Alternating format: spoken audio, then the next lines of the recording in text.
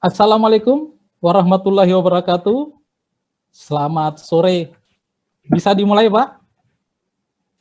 Oke. Oke, sudah bisa dimulai. Ya. Silakan Pak Erlan.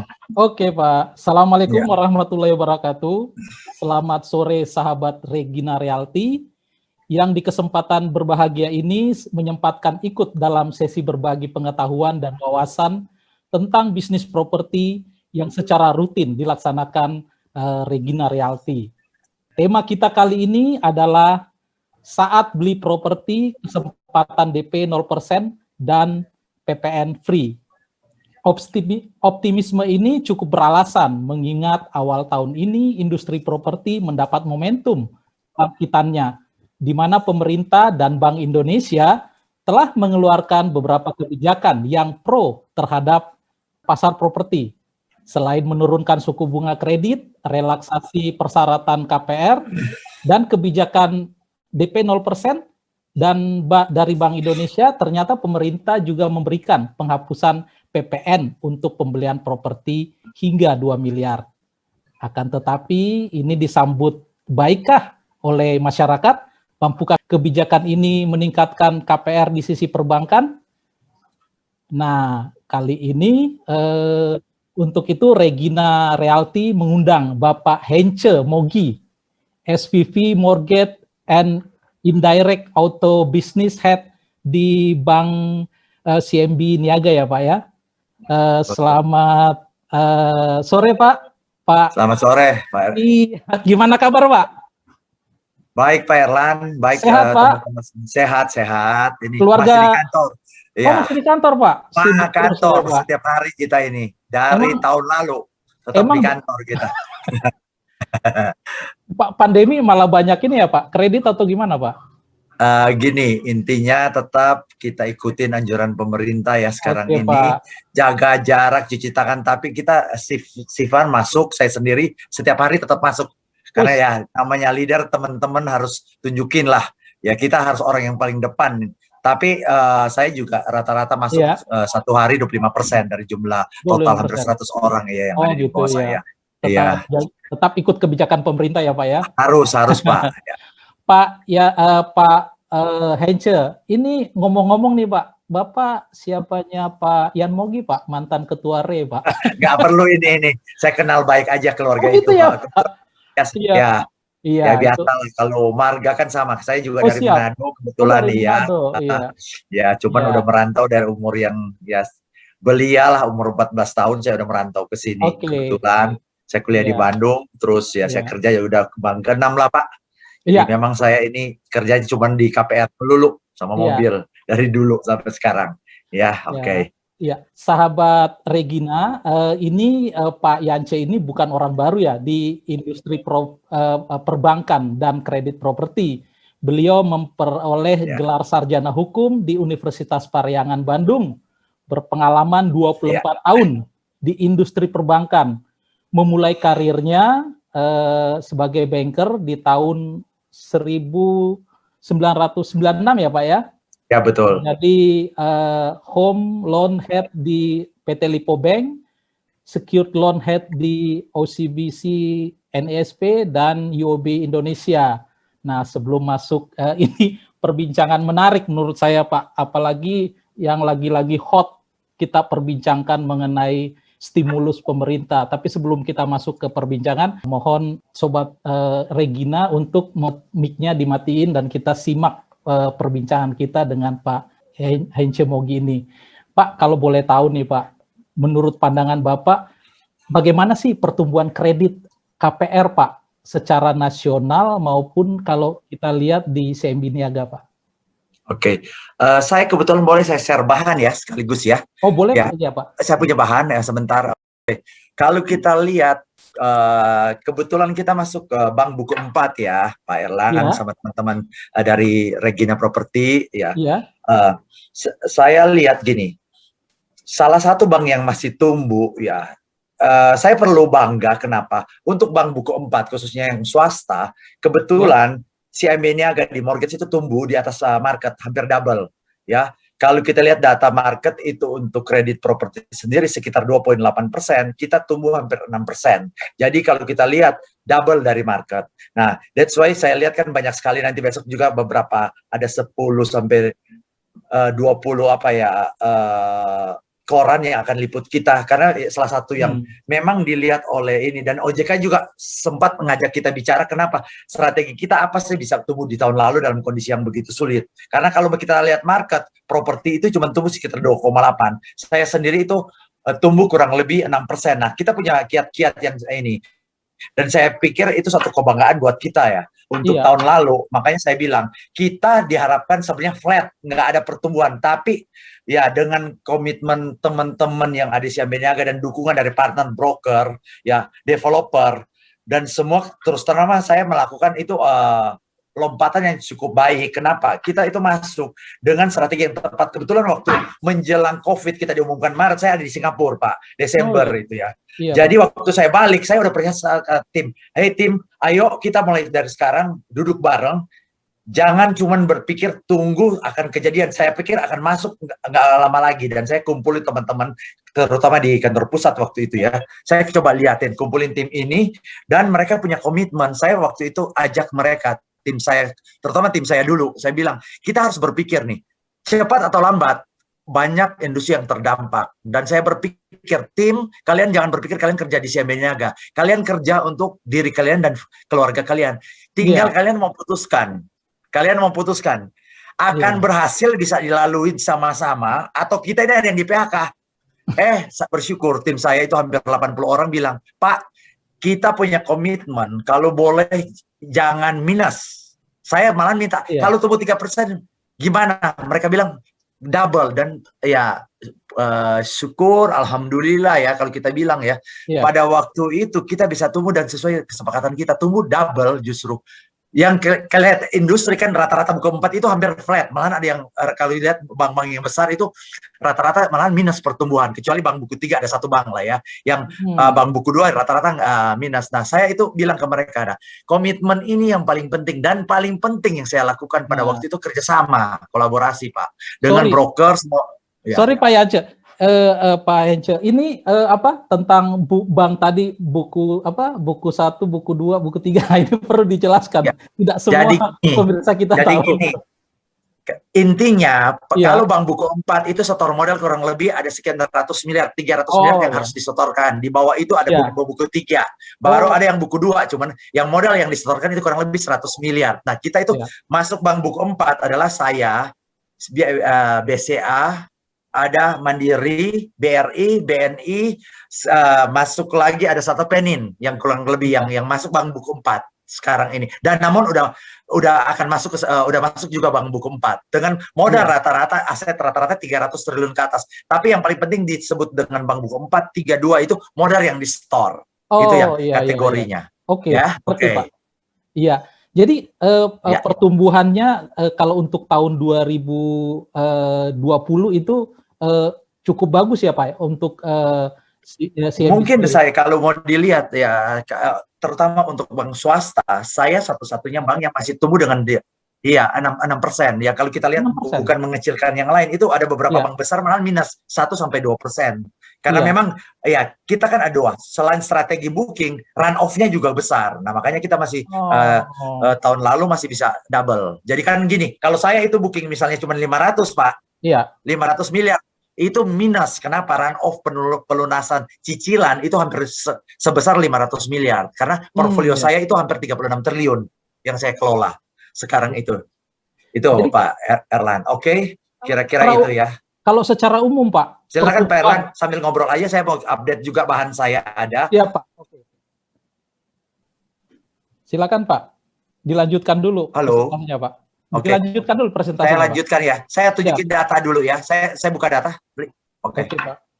Oke, saya gini. Saya sambil ngobrol, silakan nanya langsung aja lebih enak. Pak Erlan, mungkin teman-teman juga bisa langsung buka mic. Saya kalau nggak kita ngantuk nih. Udah menjelang sore begini ya. Cuma saya selalu semangat.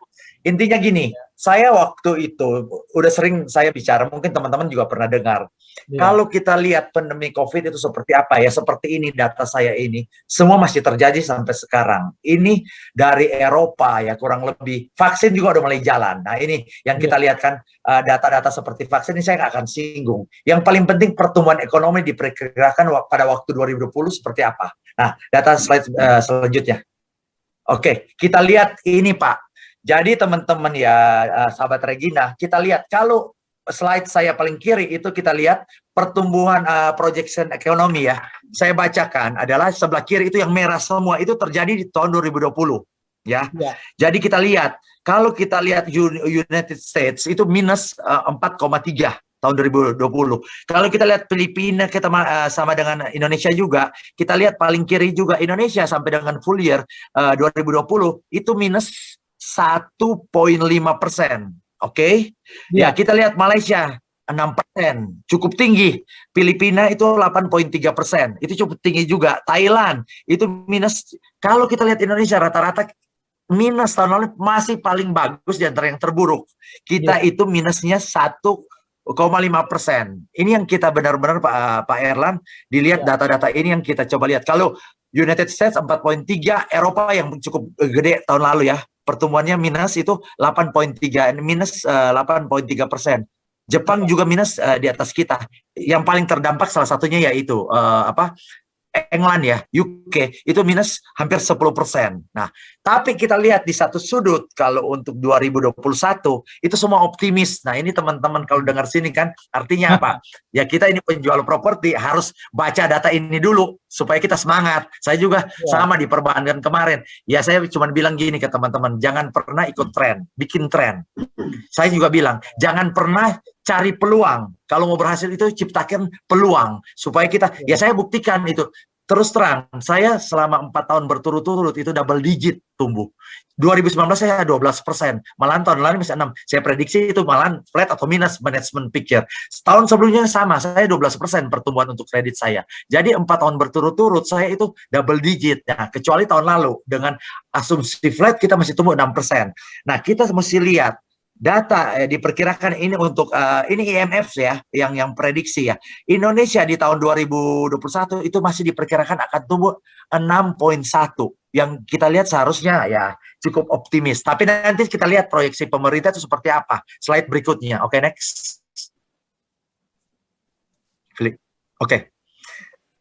Kita lihat ini yang paling kanan nih ya. Sorry ini ketutup mungkin. Yang paling kanan. Oke, saya lihat dulu pertemuan mitra dagang kita. Ini artinya apa ya? Kita banyak melakukan Indonesia ekspor impor dengan negara-negara yang saya bilang slide paling kiri ini. Dalam Q4 kita lihat yang satu-satunya tumbuh sebenarnya ekonominya siapa? Kalau kita lihat di sini, salah satunya yang 6,8 ini adalah Vietnam yang masih tumbuh ekonominya. China itu ya di Q4 2019 itu 5,8. Vietnam itu 6,8 di 2019. Tapi kita lihat kalau di Q3 data saya terakhir Q3 dan Q4 2020, kita lihat Vietnam itu masih tumbuh sekitar 4,5 ya. Kita lihat juga China itu paling bagus ya tahun lalu ya.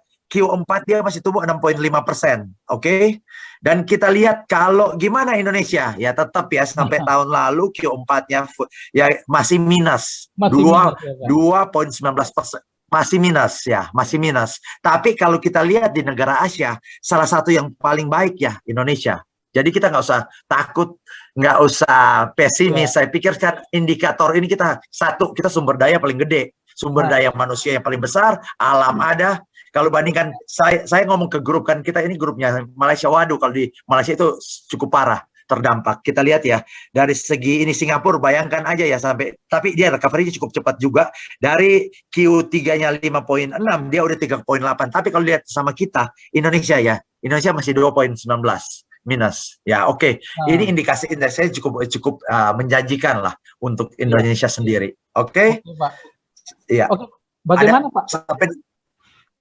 Masih ada apa ininya? Yang mau dipresentasikan? Ya, ada lagi nanti saya bilang paling kanan ini adalah kita lihat 2021, teman-teman lihat paling kanan ya. Nah, proyeksi di 2021 semua harus optimis saya bilang, dan ini harus terjadi saya pikir sih, indikasinya udah ada. IMF memperkirakan kita akan tumbuh sekitar 6,1%. Oke? Ya udah kita pakai patokan pemerintah. Iya, 4,5 sampai 5,5 ya, average ya 4,5%. Artinya untuk 2021 kita optimis lah, pertumbuhan ekonomi kan indikator ini baik juga buat kita semua adalah 4,5. Jadi kira-kira data ini membuktikan apa? Ya kita harus optimis ya. Nah, satu data saya punya lagi, teman-teman, ini indikasi harga properti ya, house pricing di Amerika ya. Ini menarik ini. Q3 2020 udah naik 5,51% year on year growth ya. Q3 2019 berbanding Q3 2020 ya. Oke. Demand juga udah ada. Cuman memang ada beberapa daerah yang masih minus growth ya, kayak Malaysia memang masih terkoreksi ya, untuk apa global property trendnya mereka itu minus 2,4. Tapi kita lihat juga Singapura, kalau kita lihat private home sales selling itu indikasinya udah membaik, naik 51,7. Artinya ya ini indikasi ini kita harus sambut baik. Ini data masih 2020 karena kita kan baru masuk kuartal 1 Maret ya untuk 2021. Oke, next. Oke. Yang paling penting lagi, yang indikasi yang paling baik ya semua udah tahu juga, tahun kemarin seperti apa sih real estate penjualannya. Nah, kita masih optimis. Jadi dibandingkan kalau tahun 2019 memang real estate itu pertumbuhannya 5,7. Nah, tahun lalu nggak negatif loh real estate itu properti 2,3. Nah, paling bagus memang adalah di telekomunikasi dan kesehatan. Kesehatan tahun lalu itu masih tumbuh 11,6 dan informasi telekomunikasi 10,56. Artinya apa? Indikator ini kita nggak usah pesimis. Ternyata real estate itu dibilang susah-susah, tahun lalu itu masih tumbuh kok 2,3% ekonomi ya, pertumbuhan tahun 2020 untuk penjualan real estate ya. Oke, mungkin ada pertanyaan sampai sini Pak. Oke ya. Pak, kalau kita lihat secara umum dengan indikator-indikator itu, nah mungkin bisa dijelaskan Pak, apa sebetulnya yang membuat kita terutama stakeholder properti, bisnis properti ini bisa optimis Pak? Indikator-indikator apa? Kira-kira apakah stimulus yang diberi pemerintah ini cukup efektif mempengaruhi atau mendongkrak pertumbuhan properti di Indonesia? Oke, satu-satu ya. Ini menarik nih. Nah, ini data ini penting untuk memberikan indikator sebelum saya masuk. Kalau itu kan masalah kebijakan, policy. Indikator yang paling penting masalah keuangan dulu saya terangin ya. Oke. Ini data ini yang paling penting. Indikator kenapa kita harus optimis properti itu akan naik. Satu ya.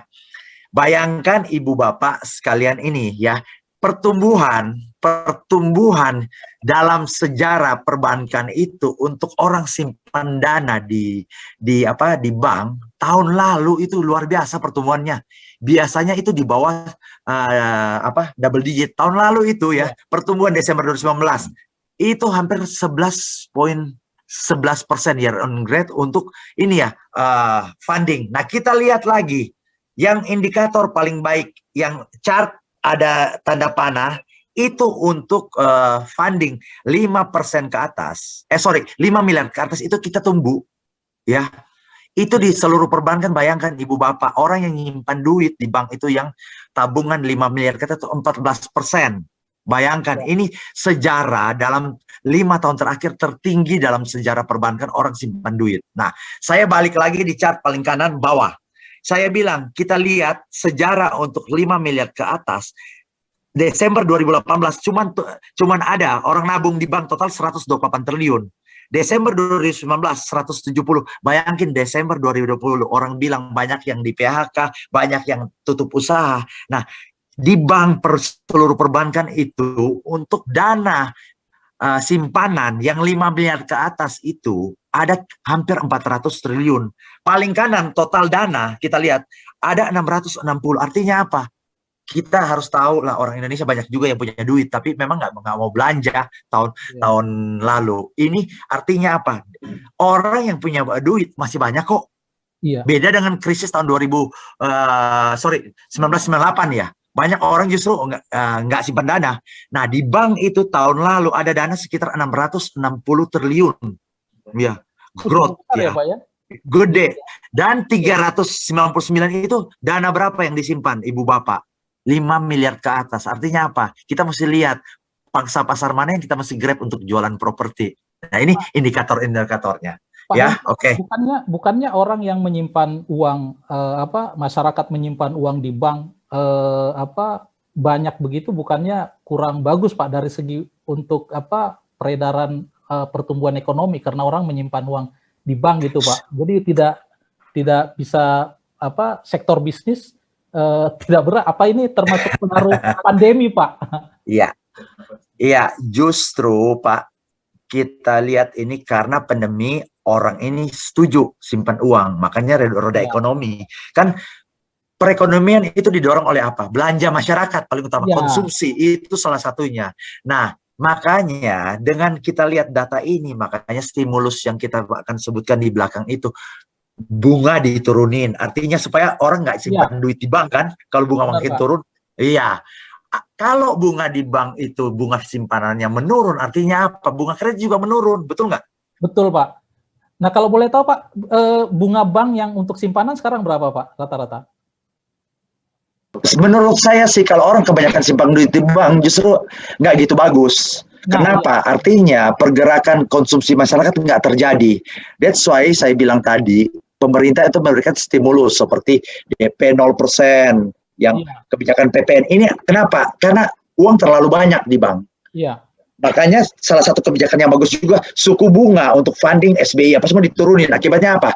Kan kalau orang udah mulai simpan uang di bank, bunganya rendah, dia mulai berpikir instrumen mana lagi yang akan dia bisa beli untuk mendapat margin yang lebih besar. Ya salah satunya properti. Dan saya lihat ya ini udah mulai terjadi. Kenapa? Indikasinya yang saya bilang tadi, walaupun di tahun lalu cuma tumbuh sekitar 20%, saya Januari Februari ini udah mulai naik kredit. Biasanya cuma 500, tahun Januari saya itu hampir 700. 2 bulan berturut-turut hampir 700 miliar pencairan di kita. Nah, ini udah mulai apa? Ada belanja untuk properti sendiri. Itu yang saya ini.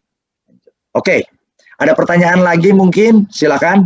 Ya, kalau kita lihat Pak, sekarang kan diberikan stimulus nih Pak, terutama kalau kita lihat bunga 0%, apa ini cukup signifikan Pak? Karena kan kontroversi juga Pak, kalau orang kan rata-rata itu bank juga tidak sebetulnya kalau jujur tidak terlalu happy kan Pak kalau bunga 0% ya Pak ya? Bukan bunga 0%, ini apa? DP 0% ya, Pak Erlan ya. Oke. Mungkin gini, bukan bank nggak begitu happy. Artinya gini, balik lagi Pak, untuk yang belanja dengan DP 0% itu pasti. Satu, kalau teman-teman mungkin yang di broker, yang namanya orang punya duit, rata-rata pinginnya DP-nya gede kalau ambil kredit. Betul ya Ibu Bapak ya? Iya. Sementara kalau yang DP 0%, menurut saya, yang saya amatin dalam 20, itu satu spekulan, atau memang orang yang relatif mempunyai keuangan yang terbatas untuk membeli rumah. Nah, untuk bank sendiri bagaimana? Kalau tanya ke saya Pak, saya nggak akan keluarin DP 0%. Kenapa? Pengalaman saya Pak, kalau DP 0% itu kecenderungan adalah kredit macet meningkat. Nah, itu yang kita mesti jaga. Karena gini, ketentuan ini juga ada pembatasan. Yang LTV yang sampai 100%, artinya DP 0%.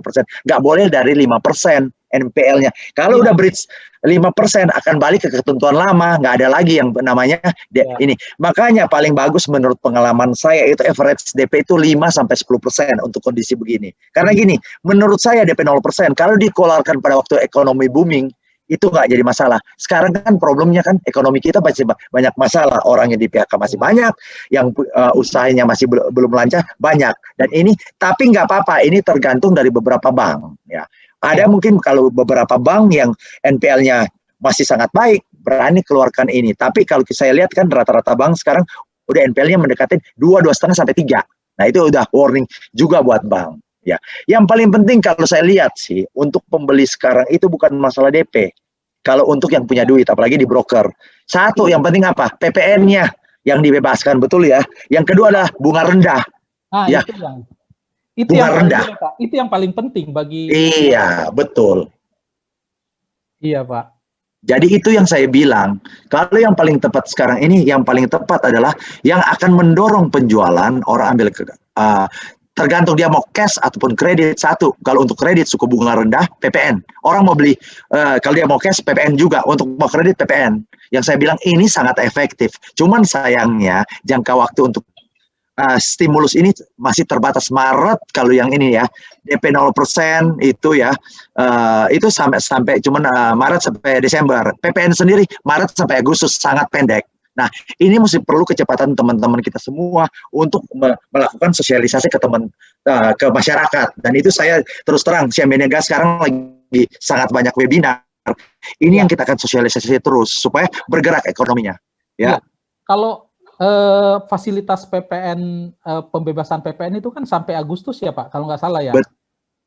Itu pun harus, halo Pak. Halo Pak Hence. Betul. Ya Pak. Jadi saya nggak tahu teoretikal, bosan teman-teman udah akan ya. Ya harus dalam jangka waktu itu.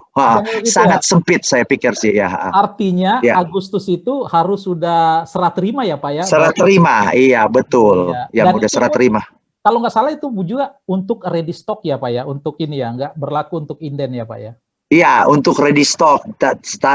Mungkin saya juga ada beberapa masukan dari teman-teman developer. Strategi developer harus tepat untuk mensiasatin. Dan nggak boleh jual beli kan Pak, dalam waktu setelah dia beli nggak boleh jual beli dalam 1 tahun. Nah ini yang paling penting, itu mesti dijaga. Gimana kan ini pembelian rata-rata bukan, dan nggak berlaku untuk rumah secondary. Artinya gini, kalau saya beli dari broker ready stock nggak berlaku ketentuan PPN ini untuk rumah primary. Iya betul, dari developer ya. Jadi rumah-rumah ready stock ya Pak ya yang bisa lakukan itu ya. Tapi memang sebetulnya kalau pembebasan PPN ini konsumen sebetulnya cukup untung ya Pak ya? Ya iyalah Pak, contohnya begini. Kalau saya beli rumah 1 miliar, kalau PPN 10% asal di bawah sampai dengan 2 miliar, kan lumayan Pak, 1 miliar saya mesti tambah lagi 100 juta, betul nggak? Betul Pak. Iya, artinya kalau dikasih kebebasan kan ya potong 100 juta, betul ya? Belum kita lihat beberapa developer sekarang ini, ada juga kasih diskon 15%. Iya, satu developer besar, saya hitung-hitung kemarin ya, saya ikut, kebetulan saya juga mendukung program mereka, saya sharing di sini, itu hampir 31% loh diskonnya. Dia tanggung BPHTB, dia kasih diskon lagi 10-15% plus PPN. Bayangkan 31%. Saya bilang, dalam saya kerja 25 tahun, pertama kali bunga paling rendah, diskon paling gede. Iya, sepanjang saya kerja 25 tahun loh. Iya. Ini berkah pandemi juga ya Pak bagi. Iya, betul. Iya. Kalau saya pakai istilah, ada teman saya bilang ini total football, stimulusnya bunga rendah, DP rendah, terus PPN dipotong lagi. Nah itu saya bilang ya ini cukup menarik, sangat menarik tahun ini. Cukup menarik. Pak, kalau kita lihat sekarang kan kalau untuk bank mengeluarkan kebijakan bagaimana sebetulnya dampaknya Pak bagi industri properti kalau untuk KPR yang biaya murah ini Pak? Gini Pak. Simpel kok Pak. Kalau saya bilang saya kerja 25 tahun lah. Kalau bilang mungkin Pak Erlan juga kalau udah berkecimpung ya, teman-teman juga banyak yang di broker juga ya. Yang senior saya pikir kalau kita lihat bunga sebelum sampai dengan 2019, 2018 lah. Rata-rata masih di angka berapa sih Pak? 9-10%. Nah sekarang ini kita bank udah jual fix 3 tahun udah berkisar 5-6%. Mana ada Pak? Sebelum 98 itu double digit 13-15%. Benar nggak? Dan saya rasa ini bunga termurah sepanjang sejarah ada KPR di Indonesia. Ya saya lihat, saya mulai kerja tahun 96 lah, umur masih 20-an waktu itu. Itu bunga double digit 13-15-17%.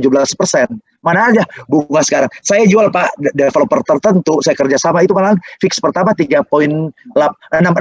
Tahun kedua 5,88 sampai tahun ketiga. Saya punya bunga fix 10 tahun loh Pak. 8,5%. Mana ada kalau dulu namanya fix 10 tahun bisa 15-20% kita jual. Betul nggak Pak? Nah ini bunga termurah. Artinya dengan stimulus ini, terutama bunga termurah, bebas PPN, ini artinya bahwa bagi konsumen, baik konsumen maupun investor, ini saat yang tepat ya Pak ya, kalau punya uang untuk bertransaksi properti sekarang Pak. Betul. Jadi gini yang saya bilang ke teman-teman dari teman-teman properti, ya bukan saya lebih pintar lah. Kalau jualan properti artinya yang paling jago orang broker, ya developer. Tapi saya bilang di saatnya gimana cara kita cari celah untuk menggrab market yang saya bilang tadi, orang simpan duit yang 5 miliar ke atas untuk bisa beli properti. Ya, satu bunga kita tawarkan, tapi memang challenging-nya adalah apa? Gimana kita masuk dalam segmen ini? Gimana kita bisa tie in dengan mereka? Kalau bilang, oh ada dana 5 miliar, tapi gimana kita keluarkan untuk menggrab mereka itu untuk bisa beli properti? Nah itu yang saya bilang, kita mesti kolaborasi. Teman-teman broker harus kolaborasi dengan bank. Bank itu punya database. Contohnya di saya, ada sekian ribu orang yang punya simpanan 5 miliar. Nah kita mesti cari produk yang menarik, kita bikin webinar sama mereka. Kalau developer sekarang udah jalan. Nah itu yang kita tawarkan, supaya mereka tahu, oke, tertarik loh. Betul nggak? Kalau kita cuma sampai di diskusi percuma, kita cuma tahu secara teori. Dan ini challenge kita mesti gandengan tangan. That's why waktu tahun lalu kenapa saya tunggu? Saya gandeng RB waktu itu, saya gandeng developer. Ayo kita bikin webinar hampir setiap hari Pak. Saya ajak customer kita untuk bisa dengar. Ya kan, kalau nggak kita percuma nih ngomong terus, tapi kita nggak bisa sampaikan ke segmen calon customer kita. Itu yang paling penting sih sekarang ini. Iya.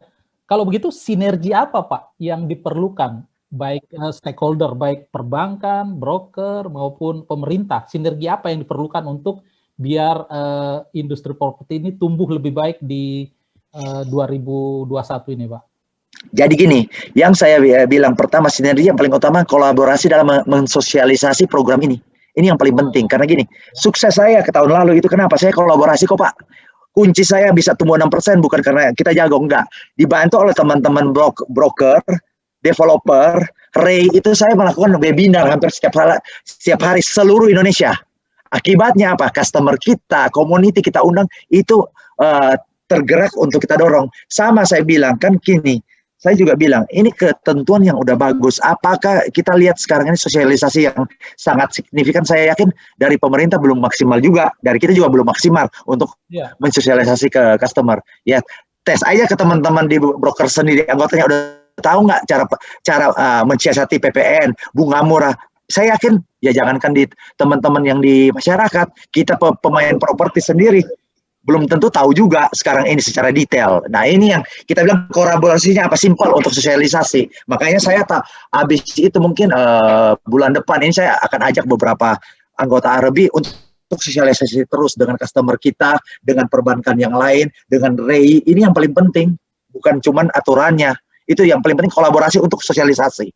Karena saya lihat market ini belum bergerak, walaupun PPN kita udah mulai udah di launching, udah hampir 1 bulan nih. Belum bergerak, saya bilang. Belum, Pak. Ya, iya, belum, Pak.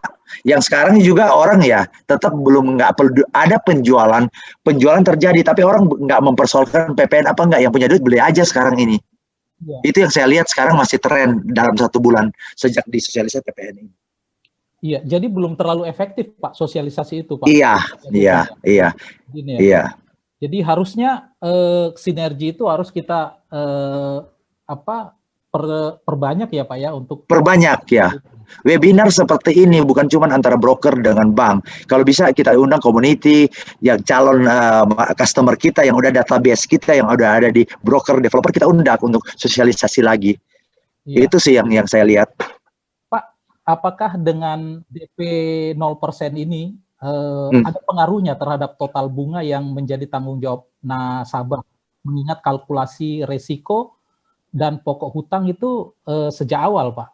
Iya, logiknya begini, Pak. Kalau kita bilang ya namanya gini, semakin risk based pricing kalau istilah di bank, artinya semakin tinggi resikonya seharusnya bunga itu lebih tinggi. Tapi ya tergantung, Pak, bank itu punya modal dari mana. Kalau saya selalu semakin tinggi risikonya, saya akan charge sedikit lebih tinggi daripada ini. Karena gini, DP 0% ini risiko di bank cukup besar. Tapi gini, apakah semua bank akan berlaku? Ada satu bank akan lepas. Saya mungkin akan lebih hati-hati, Pak. Karena gini, DP 0% ini bukan berarti serta-merta bank akan jor-joran lepas begitu. Karena gini, pemikiran risk di bank itu akan lebih ketat kalau DP 0%. Akibatnya apa? Mungkin ibu bapak masukin aplikasi 10 dengan kondisi 5 atau 10% DP, itu akan disetujui 7. Tapi kalau dengan DP 0% ini, kemungkinan 7 yang ditolak, 4 yang cuma 3 yang akan diambil. Itu logik berpikir yang wajar untuk orang risk. Ya, dan itu akan terjadi. Jadi bukan berarti DP 0%, 10, 9 akan di-approve. Enggak, Pak. Justru akan lebih ketat risk kita. Iya, jadi di perbankan. Itu sih logika berpikir. Artinya DP 0% ini ada syarat ketentuannya, baik dari bank maupun yang melakukan kredit gitu ya, Pak ya? Iya, betul. Ya. Ketentuannya ya. Ya, contohnya gini, Pak. Saya saya tambahkan. Contohnya gini, kalau DP 0% itu saya lepas, kalau dia macet, kalau masih belum jadi di developer contohnya, akan banyak buyback-nya, Pak. Bahaya juga buat developer. Nah, betul nggak? Iya. Developer harus menanggung. Iya, buyback. Ya. Kalau untuk DP 0% ini, sebaiknya kriteria konsumen seperti apa yang bisa diberikan, Pak? Satu, contohnya ada beberapa strategi sih, Pak, yang beberapa bank lakukan. Contohnya yang satu, yang dia punya payroll di kita, contohnya, atau punya funding di kita yang cukup besar. Nah, itu biasanya existing customer sih yang akan kita lepas. Ya, tapi ini balik lagi bukan berlaku umum ya. Ini buat saya di Siam Niaga. Mungkin beberapa bank akan buka juga ya, tergantung seagresif apa mereka mau tampung program ini ya. Karena kan mengenai MPL ya, Pak ya. Kehati-hatian ya, Pak ya. Betul. Karena gini, saya tambahkan menarik sekali, NPL semua bank saya yakin kecenderungan naik. Kenapa? Kita kan ada restru COVID yang mulai tahun lalu. Iya, betul. Dari Maret. Dan ini kurang lebih kalau nggak salah data itu ada 250 triliun tahun lalu itu total semua bank, semua jenis kredit. Dan mulai jatuh tempo di Maret April ini. Nah, itu yang kita mesti lihat dan itu yang kita mesti hati-hati juga dalam kondisi seperti ini. Ya, karena kalau bank terdampak dengan NPL tinggi, akibatnya apa? Dunia properti juga terdampak juga secara nggak langsung sih, ataupun langsung. Betul nggak? Kalau tiba-tiba semua bank 5 bank, NPL-nya 5 kata stop kredit, Pak. Ya, akibatnya apa? Ya pemberian kredit bisa mandek lagi. Nah, makanya semua bank sama OJK, BI juga mengembalikan semua ini kebijakan ini bukan wajib, tergantung risk masing-masing bank. Ya. Jadi gitu ya. Kalau kita lihat Pak, apakah pembebasan PPN ini untuk penjualan properti hingga 2 miliar, apakah ini bisa mendorong penjualan KPR bisa tumbuh juga, Pak? Pasti, Pak. Karena gini, terus terang, saya nggak usah sebut di sini. Ada satu developer besar kemarin kan mereka launching yang ready stock. Dan ini saya dengar dalam satu kali launching mereka penjualan hampir 230 miliar ready stocknya. Ya, otomatis itu yang butuh kredit ya kurang lebih 60-70% ya. Kita udah mulai dapat sekarang kurang lebih. Jadi saya rasa ya dengan adanya PPN orang mengetahui ya kita banyak sosialisasi teman-teman broker, developer, perbankan sosialisasi terus termasuk asosiasi RB, Ray ini harusnya mendorong penjualannya. Cuman sayangnya waktunya mepet sekali sih dari Maret cuman sampai di Agustus ya itu menjadi kendala juga Pak. Saya dengar juga ini Pak ada teman developer itu untuk mengejar insentif PPN ini mereka malah mengejar pembangunan bisa serah terima hingga Agustus Pak. Itu untuk itu untuk mendorong penjualannya itu. Iya. Itu ya Pak ya. Itu sudah pasti sih Pak ya. Iya. Itu ya. Halo Pak. Iya. Terus bagaimana Pak pertumbuhan kredit khususnya KPR di perbankan kalau kita lihat secara nasional, kalau kita lihat di CIMB Niaga sendiri untuk 2021-nya ini apa optimis Pak? Gini Pak, yang pasti gini, ini data saya ya. Ya, jadi saya year-on-year growth tahun lalu kan 6%. Nah, yang menarik syariah itu kita tumbuh hampir 41% ya. Proporsi untuk syariah dari 36 triliun yang saya kelola 35,782 itu KPR untuk syariah itu kita menarik loh. Sekarang ini 41% yang kalau kita notabene 2017 cuma 20%. Jadi bagus. Nah, tahun ini kalau kita lihat tetap optimis ya. Saya manajemen juga kasih karena gini. Kalau kita lihat akan normal itu, saya juga ngomong ke grup ya di CMB-nya kan. Kebetulan saya juga pernah kerjakan di OBOCBC Singapura dulu. Saya tanya teman-temannya mereka cuma perkirakan akan mulai normal itu 2022 kok. Semester 2 paling cepat ya. Kalau ini masih sosok kurang lebih sama, makanya target saya itu tahun ini ya paling tumbuh sekitar ya dari tahun lebih baik dari tahun inilah 2020 ya 7-8%. Artinya ya saya diminta growth sekitar booking itu tetap naik Pak. Tahun lalu saya booking itu hampir 7,5 triliun. Tahun ini kita diperkirakan bisa booking sekitar 8,5 triliun. Artinya apa? Optimis lah teman-teman yang di sini. Artinya apa? Ya dunia properti ini tetap menjadi backbone untuk pertumbuhan ekonomi kita. Iya. Kalau kita lihat, iya di zaman pandemi ini pemerintah benar-benar mengeluarkan banyak jurus pamungkas. Iya. Istilahnya total football lah ya untuk semua stimulusnya ya. Iya. Kalau ini Pak, kalau boleh tahu menurut Bapak insentif apa lagi yang kira-kira bisa menjadi masukan untuk pemerintah guna mendorong pertumbuhan penjualan properti, Pak? Satu, ya, subsidi bunga, Pak. Jadi gini, subsidi bunga ini udah dilakukan oleh pemerintah melalui program PEN, tapi sayangnya untuk nasabah existing yang udah ada KPR. Nah itu waktu saya sempat November diminta bicara di OJK, apa sih salah satunya? Ya subsidi bunga. Subsidi bunga untuk customer yang ambil KPR baru. Di samping itu, PPN ini yang kedua adalah PPN ini nggak berlaku untuk rumah ready stock aja, kalau bisa diperluas untuk rumah inden. Nah ini mungkin lebih seksi lagi. Jadi dua, tambah ada subsidi bunga untuk yang ambil KPR. Yang kedua adalah subsidi pembebasan PPN untuk rumah inden juga, bukan ready stock. Nah ini yang merasa kalau itu bisa keluar sangat menarik nanti ke depan. Iya, padahal kan rumah ready stock itu sebetulnya terbatas ya Pak ya, sama ini ya. Betul. Seperti usulan Pak Hece tadi, sebaiknya rumah di secondary market juga dibuka gitu untuk pembebasan PPN gitu Pak. Dibuka, termasuk yang secondary market. Setuju saya lupa. Tadi kan sekarang cuma dari developer. Sekarang ini kalau yang untuk secondary market kan cuma nggak kena. Itu cuma ada PPH sama BPHTB. Ya kalau ya nggak tahu caranya gimana ya, mungkin ada pajak juga yang dikurangin untuk transaksi secondary. Saya setuju itu Pak.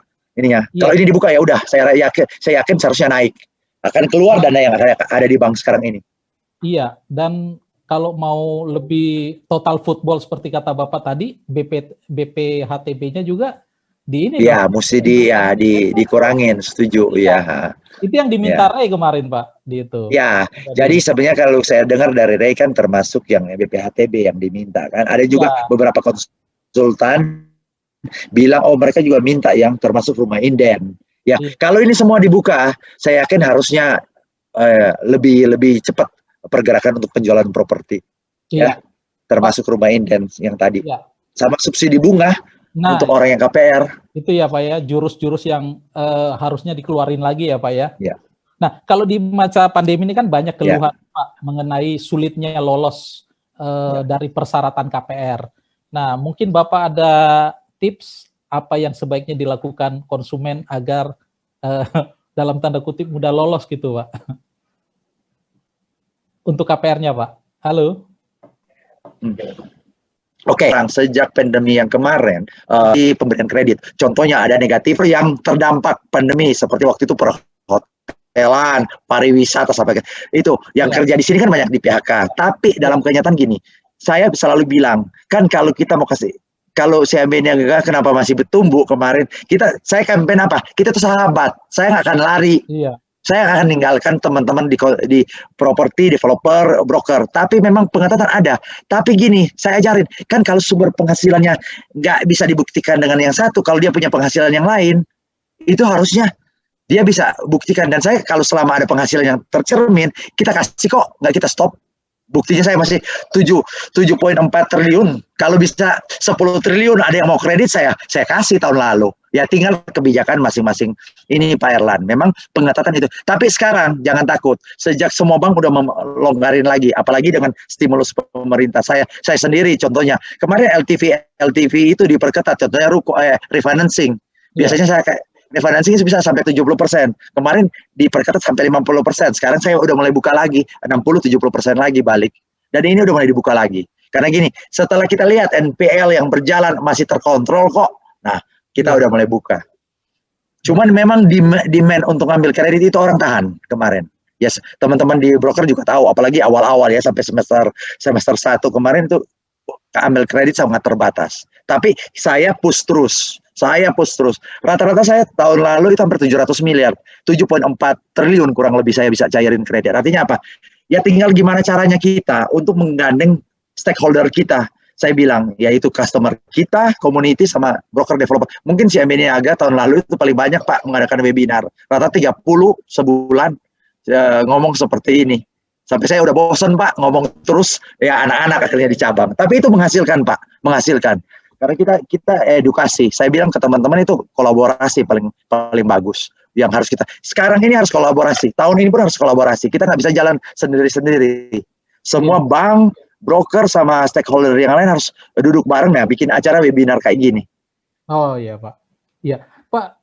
Beberapa pengamat itu mengatakan Pak bahwa pertumbuhan ekonomi di atas 5% tanpa harus ada yang harus kita lakukan.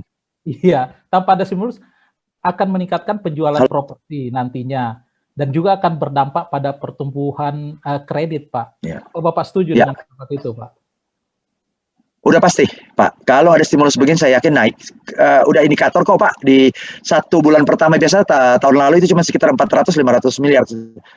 Tahun sekarang, Januari, saya udah cair hampir 700 miliar. Februari hampir 700 miliar. Udah hampir 1,5 triliun. Saya cairin dalam 2 bulan. Jadi ini indikator lebih. Kalau dibandingkan tahun sebelumnya itu masih slow, sekarang udah di atas. Dan saya udah tumbuh kurang lebih dalam 2 bulan ini outstanding saya itu indikatornya udah tumbuh hampir 400 miliar. Jadi cukup baik. Jadi untuk target saya 2 bulan ini lebih 103% saya capai. Jadi indikator-indikator ini menunjukkan apa? Penjualan properti udah mulai meningkat sih. Ya. Oh, gitu. Itu yang saya lihat. Oke. Kalau apakah ada kekhawatiran Pak yang terjadi bubble properti dalam waktu dekat menurut kacamata Bapak? Untuk sekarang sih bubble itu udah lewat kali ya Pak ya sekarang ini. Ya karena yang terjadi itu yang ditakutin ya makanya ada pengetatan kan 2012 menjelang 2013. Itu indikator bubble. Kalau sekarang kan seharusnya ya itu beli aja, jual aja sekarang apalagi diskon kan masih banyak. Nah, saya rasa ini yang mesti diedukasi ke calon konsumen kita. Ya contohnya di beberapa daerah kan bisa diskon 20-30% harga ini. Harga properti kapan lagi Pak? Betul nggak? Ya saya yakin 5-6 tahun lagi kalau ekonomi normal, properti itu akan naik. Ya properti satu-satunya yang paling stabil untuk kenaikannya. Betul nggak? Iya, itu sudah diakui banyak orang Pak. Itu. Nah kalau Bapak mungkin punya info Pak buat teman-teman broker nih untuk dapat KPR dapat disetujuin, terus yang tepat dan benar, apakah dari para klien mereka, apa yang Bapak bisa sarankan gitu Pak, biar untuk gini, mungkin ya, simple aja, mungkin kalau saya lihat sih faktor keuangan itu paling penting, itu yang paling ini, kan kadang-kadang teman-teman broker selalu bilang, dipermudah, enggak, bukan dipermudah, yang penting kalau kita sih bukan mempermudah sesuatu yang sulit, intinya yang wajar-wajar aja, dokumen paling penting sekarang dokumen keuangan, dan kedua, ingat kita ada BI checking, selalu kita lakukan, karena gini, di bank itu ada namanya prinsip apa, one obligor, sekali dia kredit macet di bank lain, terus saya kasih kredit, otomatis itu akan menjadi one obligor, macet juga, dia kolek tiga di kita, dan ini kita paling penting faktor keuangan. Karena gini, kalau faktor keuangan itu nggak tercermin, saya apapun nggak bisa paksain. Makanya saya bilang, saya juga saranin ke teman-teman, bukan cuma perbankan, saya kan kadang-kadang ngobrol. That's why contohnya developer itu saya saranin, selain pegang bank, dia harus pegang juga apa? Finance company. Finance company ini apa? Ya contohnya bukan non-bank. Secara regulasi dia akan lebih mudah. Makanya kalau beberapa developer pinter, dia kerjasama bukan cuma dengan bank. Dia juga harus cari sumber pembiayaan finance company.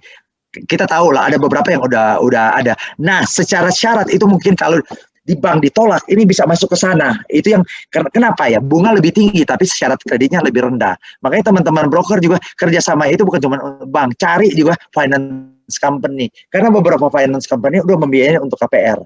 Itu secara trik-trik yang saya ajarkan di sini supaya bisa lolos. Ya kadang-kadang kan, ya saya ngerti lah sekedar itu kadang-kadang kalau di bank itu kan lebih rigid data-data keuangan. Nah, kita mesti cari ini karena ini bank full regulation. Nggak mungkin kita, langgar. Faktor keuangan itu paling penting, cuman itu doang. Kalau di bank, kalau faktor ini udah nggak terpenuhi, ya udah jangan tanya deh. Pak bisa diakalin, nggak bisa. Udah simpel. Caranya gimana? Cari bang finance company. Finance company itu lebih longgar, cuman memang bunga lebih tinggi. Tapi saya lihat beberapa finance company bisa lolos kok ini di sana, ya itu kira-kira yang saya mesti kasih strategi mungkin untuk broker yang dengar sekarang, ya mesti coba kerjasama juga dengan beberapa finance company. Karena gitu bang, kalau nggak lolos di bank coba ke sana ya bukan dari bank ke bank. Ya bisa lolos juga antara bank, tapi umumnya bank itu sama patokan parameter untuk dokumen dan cara menganalisis keuangan. Itu sih Pak Erlan, kira-kira yang saya bisa tambahkan di sini. Iya, kalau melihat dari tadi pembahasan Bapak dari awal sampai akhir ini, berarti ada optimisme ya Pak ya. Walaupun ada optimisme bisnis properti di 2021 ini bisa tumbuh dengan baik gitu ya Pak ya. Ya. Kalau kita memang, saya selalu ajarkan ke tim saya, kalau marketing tulen itu bukan menciptakan peluang, bukan mencari peluang. Kalau saya selalu bilang, ciptain peluang. Ya, saya buktikan di tahun lalu dan 4 tahun. Kalau mau ikut tren Pak, tahun lalu itu saya bilang kalau oke, mau cari peluang itu mah udah pasti minus growth. Tapi saya bisa tumbuh. Karena teman-teman saya ajarkan, jangan pernah kalian berpikir untuk mencari peluang, ciptakan peluang. Ya, sama di broker, saya lihat ada broker yang hebat-hebat kok tahun lalu, jualannya. Karena apa saya lihat, orang-orang ini hebat, dia menciptakan peluang, bukan mencari peluang. Jangan pernah, saya ajarin ke teman-teman saya juga di bank, jangan pernah ikut tren, bikin tren sendiri, supaya kita bisa achieve apa yang kita mau. Itu yang saya tanamkan di tim saya. Nah itu kira-kira yang saya ajar. Dan selalu saya punya strategi. Saya selalu bilang ke teman-teman, kalau orang berpikir sekarang, saya udah berpikir tahun depan strategi saya. Makanya orang suka bingung kan. Orang baru berpikir co-working space, orang cuma ngomong. Saya udah lakukan tahun ini dan saya cukup berhasil. Saya sekarang Pak, contohnya, saya kerja, banyak tim saya udah mulai titip ke beberapa developer. Saya bikin percontohan. Agung Sedayu, saya titip 50 orang. Jangan masuk kantor. Seminggu 1 kali cuma datang ke kantor. 5 hari kerja di sana, bawa laptop. Saya juga bikin di Sinarmas sekarang ini contohnya. Kerja dari sana. Malahan saya buka di depan itu, kalau boleh bikin tempat kopi. Ya, jadi kita kerjanya apa? Di developer. Nah, itu artinya apa? Saya ciptain peluang. Ya, bank lain mungkin berpikir, oke, orang bank kayak saya harus duduk di bank. Enggak. Saya bilang saya enggak. Nanti saya akan coba dengan strategi yang berbeda lagi. Contohnya, saya cerita ya, ciptain peluang. Saya itu jualan KPR, kenapa saya bisa tumbuh? Saya cuma 280 orang, karyawan tetap. Tapi saya ada referral club, saya bikin itu. Ya mungkin ibu bapak sebagian broker juga saya tawarin. Jadi anggota, artinya salesnya bukan cuma jualan properti, saya bilang ke broker. Jualan loan. Lo dapat orang yang mau ngambil loan, mau pindahin loan, saya kasih 1%. Lu pindahin ke gua. Dan itu saya punya member 1000 orang Pak sekarang. Makanya bank lain suka bingung, kok lu sedikit, tapi lu bisa dapat aplikasi saya Pak, tahun lalu masih rata-rata 1,6 triliun. Karena saya punya tenaga yang cukup besar, walaupun saya nggak gajiin. Prinsip saya kayak orang asuransi lah Pak. Nah itu yang terobosan yang kita lakukan, yang sekarang ini. Iya. Jadi kuncinya menciptakan peluang, jangan cari peluang gitu ya Pak. Yes. Iya. Oke teman-teman, sahabat Regina, apakah ada yang ingin bertanya pada kesempatan ini? Mumpung kesempatan baik ini, kita bisa berdialog langsung sama Pak Hence Mogi. Apakah ada yang ingin bertanya? Halo Pak Diat, ada yang ini Pak? Ada yang silakan langsung aja. Bisa langsung aja? Iya, lebih enak. Saya mau bertanya Pak. Oh ya, silakan. Perkenalkan saya Meana, saya dari Learning Development-nya Regina Realty. Maaf tadi saya hadir terlambat.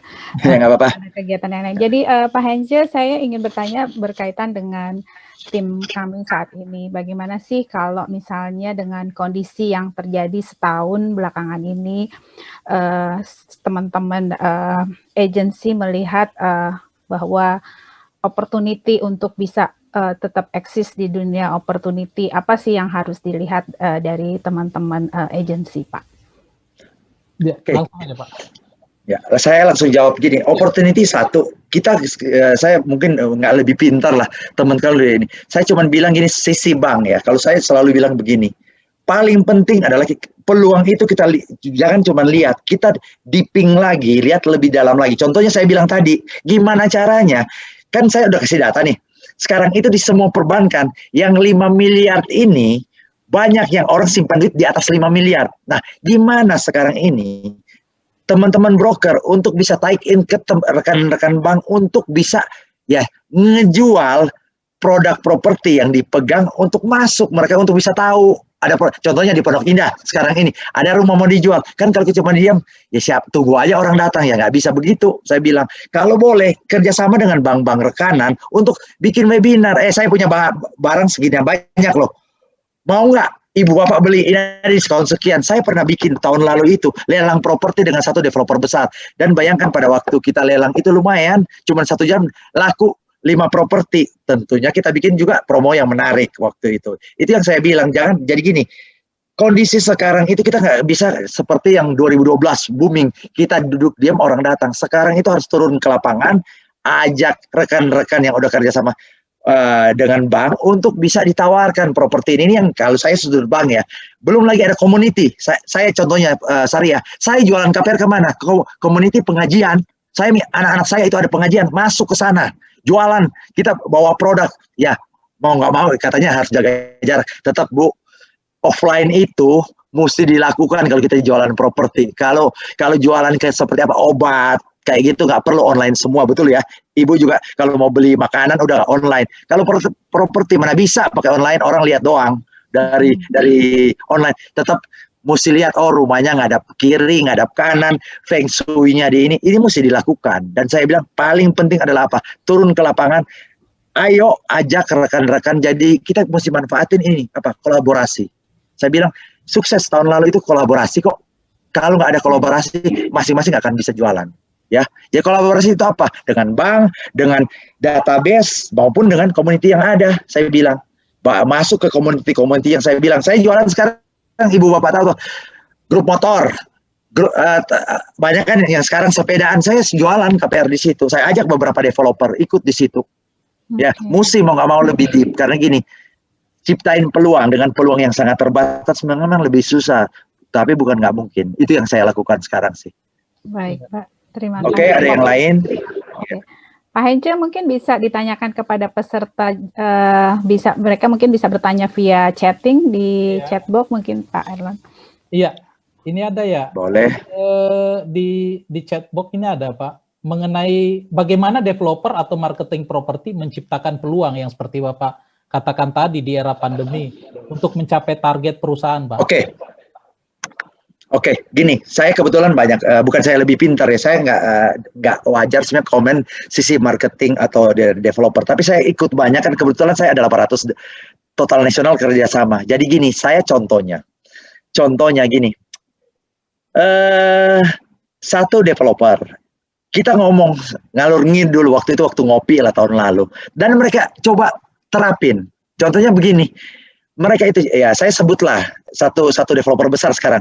Wish from home, Sinarmas. Sorry maaf ya kalau ada teman-teman developer yang lain dengar sini. Tapi ini salah satu patokan saya. Satu developer paling Wish from home ini bukan saya promosiin, kebetulan saya ikut di dalam. Ya, mereka itu menerapkan ini. Mereka ciptain peluang. Contohnya mereka bisa lihat dengan ready stock mereka hampir sekian triliun yang ada. Nah, mereka lihat kan sekarang ini apa sih yang paling menarik dalam kondisi pandemi ini? Satu PPN.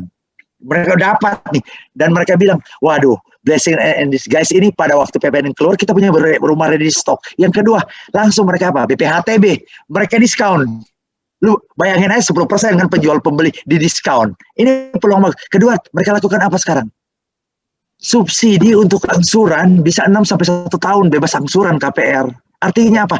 Mereka pinter melihatnya ini. Itu artinya apa? Dulu pernah ada nggak sih satu developer yang berani melakukan ini? Dan konyolnya paling bagus, saya bilang paling seksi dilakukan pada waktu pandemi ini.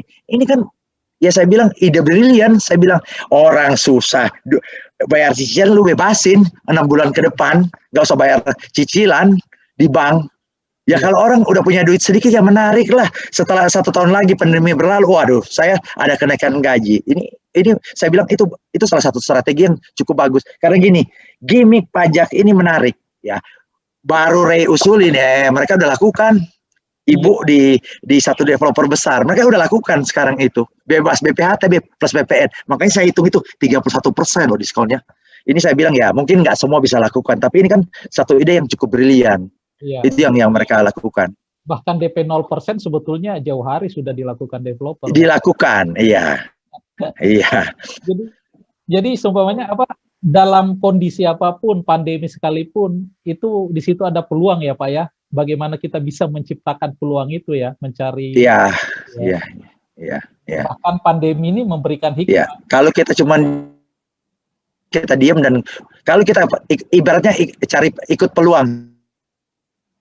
Iya. Udah kabur duluan ya, kita ciptain aja trennya. Itu yang paling penting buat saya sih. Selama saya kerja, saya ciptain teman-teman harus militan begitu. Kalian jangan pernah ikut tren. Kalau trennya lagi buruk, lu harus ciptain tren harus lebih baik gitu loh. Karena kan ada orang menyerah, oh ya alasan pandemi ya udah gua nggak jualan ya selesai. Saya nggak usah kasih kredit ya udah selesai. Itu yang saya bilang. Jadi prinsip saya dari dulu, prinsip hidup saya, kebetulan saya merantau dari 14 tahun. Saya cuman itu yang saya bilang, saya nggak pernah mau ikut tren. Saya akan bikin tren sendiri. Ya, dan terbukti dalam kondisi sulit pun kita masih bisa tumbuh. Itu yang saya coba ajarkan di sini. Iya. Oke. Ada lagi teman-teman yang bisa ini, Mbak Mei, ada yang mau bertanya lagi? Iya, saya coba tanya. Mungkin yang ingin bertanya secara langsung dipersilakan Bapak Ibu peserta. Kalau memang ingin bertanya, mumpung ada ekspertisnya, jadi kesempatan untuk bertanya sangat bagus di sesi webinar sore ini. Diar, ada yang mau ditanya, Diar? Atau teman-teman agent dari Regina? Ya, kesempatan ini, mumpung bisa ketemu langsung sama Pak Hence. Sorry ya, saya ngomong cepat karena saya biasa begini. Iya Pak, dipahami. Jadi mungkin kalau tadi balik ke pertanyaan saya Pak, bahwa teman-teman agent juga nggak bisa terpaku dengan kondisi yang ada ya Pak ya, mereka harus lihat opportunity dan melakukan sesuatu yang berbeda ya Pak, juga tidak bisa bergantung kepada database yang ada, bahwa mereka harus melihat bahwa bisa melakukan kolaborasi dengan komunitas-komunitas yang ada gitu ya, dengan melihat apakah itu inline dengan bisnis ya Pak ya. Saya tambahkan di sini ya, kadang-kadang dalam kondisi begini ya, saya bilang bukan out of the box lagi, no box. Cara berpikir kita jangan out of the box, no box, nggak ada box lagi. Iya, jadi memang saya lihat sama di sales saya juga, yang sukses itu apa sih yang mereka lakukan di luar batas kemampuan. Kadang-kadang gue bilang, come on, ini kadang-kadang manusia males gitu. Ada yang saya lihat door to door ketok rumah, kasih flyer. Kalau saya bilang orang bank kan kadang-kadang malu, tapi dalam kenyataan saya bisa contohin di Bali. Bali itu paling terdampak, tapi salah satu tim yang paling performance di saya itu ada orang-orang di Bali, sales saya, yang nggak banyak, cuma 5 orang, mereka bisa booking 10-15 M sebulan. Ya saya bilang, saya jadi contoh buat teman-teman yang di ini. Saya lihat kan kadang-kadang mereka kirim kan ada foto-foto itu, gila door to door ngetok rumah, kasih aplikasi, tawarin kredit. Kadang-kadang saya bilang silly. Ya orang bilang ini digital, harusnya pakai digital. Mereka jalan 1% dan sukses loh. Kadang-kadang itu saya bilang, kita nggak perlu terlalu berpikir canggih-canggih, mau nggak kita bekerja. Karena saya orang yang saya bilang, saya juga percaya dengan teknologi, tapi saya lebih percaya dengan kemampuan dan kerja keras. Itu yang mereka lakukan. Bali di tim saya itu salah satu yang paling bagus sekarang ini. Saya jadi contoh juga buat teman-teman yang di Jakarta ininya, ya performance-nya. Ya, Pak Hence mungkin bisa beri masukan Pak, selama ini selama bekerja sama dengan pihak broker, kira-kira apa Pak? Mungkin sebagai otokritik, apa aja kelemahan-kelemahan atau yang biasa atau dilakukan oleh broker itu Pak, terutama untuk dalam proses kredit Pak? Ya, ini Pak, mungkin gini, kalau saya beberapa broker ada yang bagus Pak. Jadi gini, saya juga pernah, saya belajar dari Singapura lah. Singapura ini sangat jago dengan cara mereka menghandle satu produk. Jadi gini, kalau di broker itu benar-benar yang hebat, kadang-kadang kita harus berpikir kayak apa? Financial konsultan. Sama saya ajarkan orang bank. Jadi gini, pada waktu terima, saya lihat beberapa, saya kenal lah beberapa developer besar yang jago-jago itu, mereka itu nguasain produk bank. Pada waktu orang datang, kayak cuma, Bu ini lempar aja ke bank nanti mereka terangin. Dia bisa membandingkan produk bank yang satu dengan yang lain. Itu kebetulan saya pernah ketemu broker itu masih muda. Dia bisa jelasin plus minusnya. Dan ini gini, justru kan bank itu equipment-nya alat-alat kredit, ya, cara bunga, cara perhitungan. Nah, kalau yang pintar, ada yang jago-jago, dia bisa kerja sama orang bank, malah perhitungan yang bank dia kosain. Jadi saya bilang, broker itu bukan cuma jualan rumah. Kalau boleh, jadi mediator untuk bisa menerangkan produk-produk yang berkaitan dengan kredit. Karena gini, kalau untuk transaksi putus tanpa ada kredit, itu gampang. Broker jago. Tapi kadang-kadang pada waktu masuk dengan kredit KPR, itu broker, oke, nanti dia memang benar, lempar aja yang ini. Nah, itu kalau kita jadi financial advisor juga. Yang kedua adalah gini, broker itu kadang sekarang di Indonesia cuma terpaku dengan apa? Jualan rumah. Padahal untuk cari duit, saya bilang apa? Bisa jualan kredit kok. Betul nggak? Oh, Contohnya, saya carain gini. Pada waktu masa susah, beberapa broker, teman-teman saya, lu coba, lu punya database di tempat kamu. Kan kamu tahu yang udah ambil KPR di bank lain. Contohnya, 5 tahun lalu, fix bunga 3 tahun atau 5 tahun. Sekarang masuk tahun floating. Udah berapa? 12 warkat. Pindahin aja ke bank ini. Ya kayak di saya bilang dapat komisi 1%. Betul nggak? Ya lumayan kan Pak. Ya kita jualan rumah sekarang itu 3%, 2%, 1% dimakan juga kan. Ya ini kan sama saya bilang. Ya itu artinya apa? Bukan cuman kita mesti perluas skill kita, bukan jualan rumah toh. Penghasilan itu bukan dari rumah, bisa dari yang lain-lain. Itu yang saya bilang. Dan ini saya lihat kalau di Singapura jago mereka Pak. Jago. Saya kebetulan pernah di OCBC juga, UOB sana. Saya melihat broker di sana itu komplit. Ya, bisa jual bukan cuma satu produk rumah toh. Nah, itu bisa produk bank juga ya. Namanya duit ya, ujung-ujung kita kerja untuk apa? Cari duit kok, Pak. Ya kita di broker juga ujungnya komisi doang kan, harus dapat. Ya, itu yang saya bilang. Makanya sekarang ini timbul namanya ya seperti saya sebut aja satu merek Ray White, namanya apa? Market loan market. Idenya dari sini kok. Si Bu Sari itu. Ya dia banyak ngobrol sama kita. Iyalah saya bikin. Ya orang mau KPR di bank ini yang lempar melalui saya dapat duit kiri kanan. Nah itu broker harus berpikir, prinsipal harus berpikir seperti itu nanti ke depan. Ya, karena kalau di luar negeri kan udah kayak gitu, bukan cuman jual ini kasih loan juga. Nah jadi, itu cara-cara kita strict ya. Iya. Jadi sebetulnya banyak ada juga ya Pak bisnis turunan dari broker ini yang bisa menghasilkan make money gitu ya Pak ya. Betul. Yang harus di ini ya. Iya. Ya, ini yang perlu banyak lagi yang harus diberi masukan oleh Pak Heinze ini mengenai bisnis-bisnis turunan daripada gitu Pak. Jadi tidak terpaku hanya jualan rumah gitu loh. Padahal jualan loan bisa kok Pak, betul nggak? Iya. Kalau jualan loan itu kira-kira gimana Pak? Bisa hubungin Bapak atau gimana prosedur? Gini aja Pak, gampang. Nanti setelah ini saya kerja sama semua tim saya akan ke sana. Saya minta tolong prinsipal juga Pak. Yang ini saya akan hadir di sana. Kalau kita bisa brief kan ada meeting rutin ya, Ibu Bapak Bu Siti mungkin Mary. Kalau ada yang meeting undang aja kita. Nanti kita juga brief semua. Karena produk bank itu bisa dijual oleh siapa aja. Makanya saya tadi bilang, saya ada member club, referral club yang saya rekrut. Emangnya cuma KPR? Enggak, Pak. Dia juga bisa take over, bisa loan. Ya dapat 1% aja. 1 miliar 1% kan lumayan, Pak. Mau keliling Jakarta nggak dapat juga, Pak. Dikasih gratis. Ya. Iya. Itu kira-kira yang kita coba ini. Ada lagi? Oke, ada lagi teman-teman? Atau gimana, Bu? Ini ada pertanyaan dari beberapa agent. Mereka menanyakan do and don't sebagai broker, Pak, berdasarkan pengalaman Pak Heinze. Yang baiknya di do and don't ya. Oke. Iya. Oke. Pertama saya don't dulu ya. Oke. Don't dulu aja. Jadi intinya gini. Saya selalu gini. orang bank itu pintar, orang broker itu pintar. Kalau kerja sama bareng-bareng, hal yang positif dapat hasil yang malah.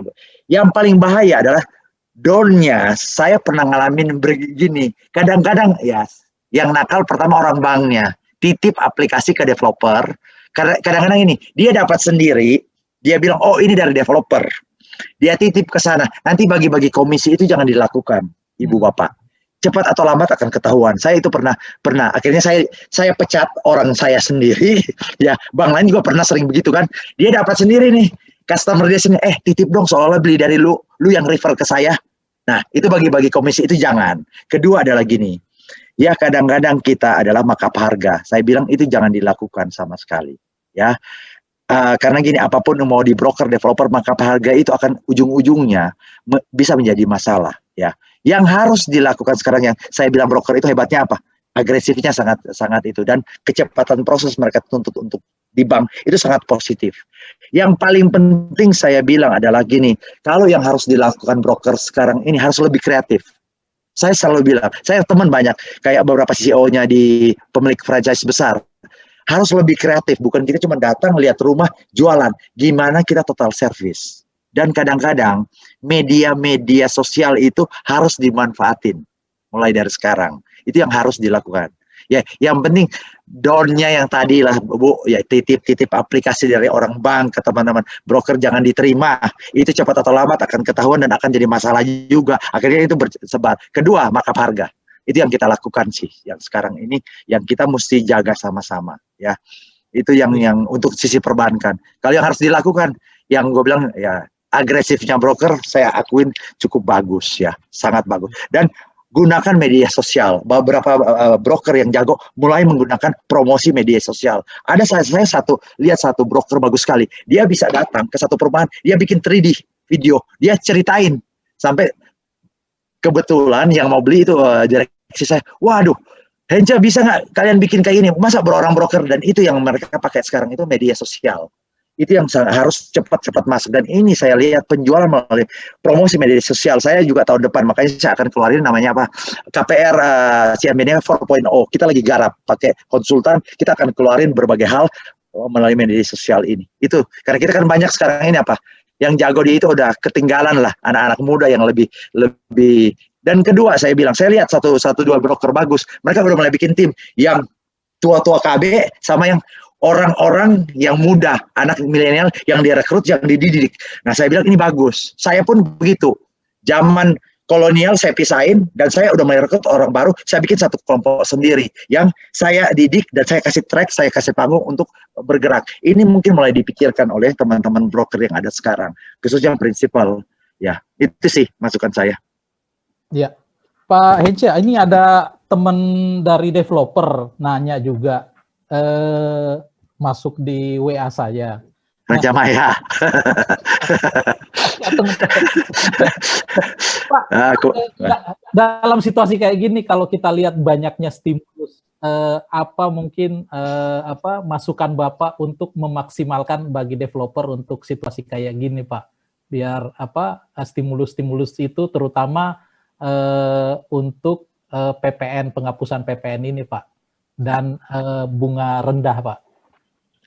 Satu-satunya saya balik lagi, kebetulan ini kan masih baru, saya juga ketemu beberapa developer. Yang harus kita lakukan sekarang itu sosialisasi. Gimana bersosialisasi, harus menggunakan secepatnya.